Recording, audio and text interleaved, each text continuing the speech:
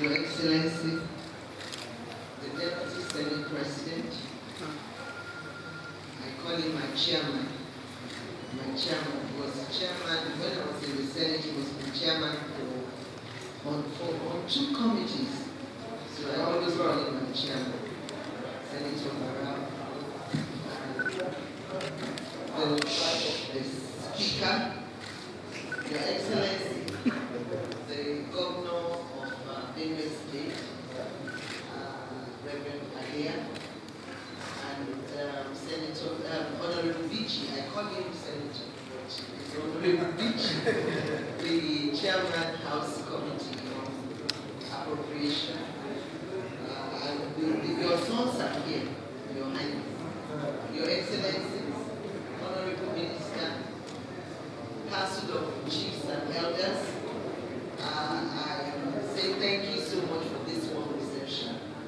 Your Excellency, I don't really know protocol, but for my tradition, I think I have to just pay my own homage. Thank you so much. And I think this time for me to come to the palace was to come and thank you. Because the last time we came was to solicit for support during the campaign. And I want to thank you, Your Royal Highness, Dr. Amin Adubayo. I want to thank you, sir. Thank you for the support, not only to Mr. President, but to our family.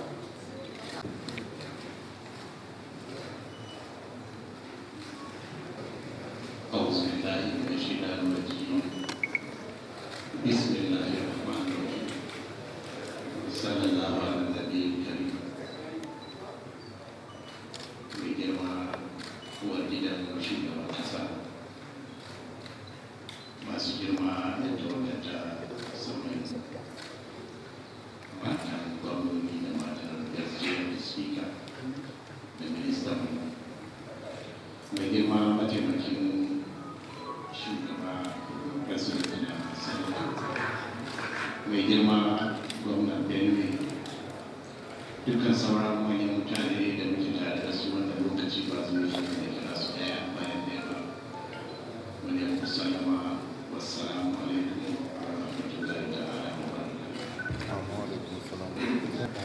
Da farko za mu gode wa uwar gidan shugaban kasa da kawo wannan ziyara kuma mu taya ta murnar zaɓe da mai ake ci.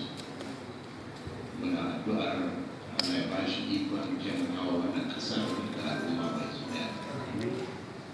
Haka ita ma muna taya ta murna, muna yi mata fatan alheri, muna kuma fata dukkan masu taimakonta za su mayar da hankali wajen mata shawarwari za ta taimakawa al'umma da ubangiji ya ba su sha'anin mulkinsu a wannan ƙasa ta mai albarka. A ƙarshe duk da muna da hanyoyi na ba da sako da shugaban ƙasa, muna ganin wannan hanyar ta uwar gidansa ta fi kowace inganci. Don haka za mu sanar da ita cewa muna samun sako daga al'umma da muke shugabanci son kullum cewa al'amura tsauni, kayan abinci ya yi tsada, mutane suna cikin wahala. Abu ne da ya fara yanzu ba, amma tun da su Allah ya kawo a wannan shugabanci ya fita a ci gaba da dubawa duk da mun san suna yin kokari a yadda za a taimaka wa al'umma waɗanda suke cikin wahala. Na biyu kuma muna ƙara ba da sabon ta kan uwar gida cewa yanayi na tsaro da yadda ya taɓarɓare, wanda shi ma kamar yadda na faɗi wancan ba wannan lokacin ya fara ba, amma tun da Allah ya kawo shugabanci a wannan yanayi mai wahala, muna addu'a kuma za mu ci gaba da addu'ar Allah ya ba su ikon warware waɗannan matsaloli. Allah kuma ya musu jagora abubuwan da ba za su iya ba, Allah ya iya musu. Matsayin na shugabanni da ubangiji ya ba mu shugabancin mutane, a kullum muna samun al'ummar suna tururuwa cikin gidan nan domin faɗa mana abubuwan da ya dame su. A cikin abubuwan da suka dame su akwai maganar ɗauke wani ɓangare na Central Bank wanda da shi Lagos, akwai kuma maganar ɗauke fan shi ma daga Abuja zuwa Lagos. Wannan al'umma da yawa sun ta zuwa wajen mu suna faɗa mana suna ganin ya kyauta a kan wannan lamari domin a gyara shi. Muna ba da shawarar a sake duba waɗannan abubuwa a ga hanyoyin da za a kauda tunani wanda ba mai kyau ba ne a cikin al'umma. Idan abubuwa ne na alhairi a fito a sanar da su fahimta domin a haɗa kai a samu ci gaba. Idan kuma akwai kurakurai a ciki ba ya ƙoƙarin gyarawa, duka ɗan adam ajizi ne, zai iya kuskure kuma zai iya gyarawa. Da fata Allah ya mana jagora baki ɗaya. Amin. Daga ƙarshe muna ƙara godewa uwar gidan shugaban ƙasa da dukkan wanda suka rako su, musamman matar gwamna.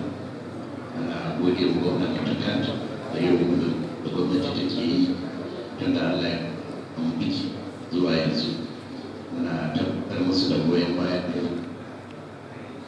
kuma addu'ar Allah ya sa da mulki ya ba su ba da Najeriya da ta gida lafiya.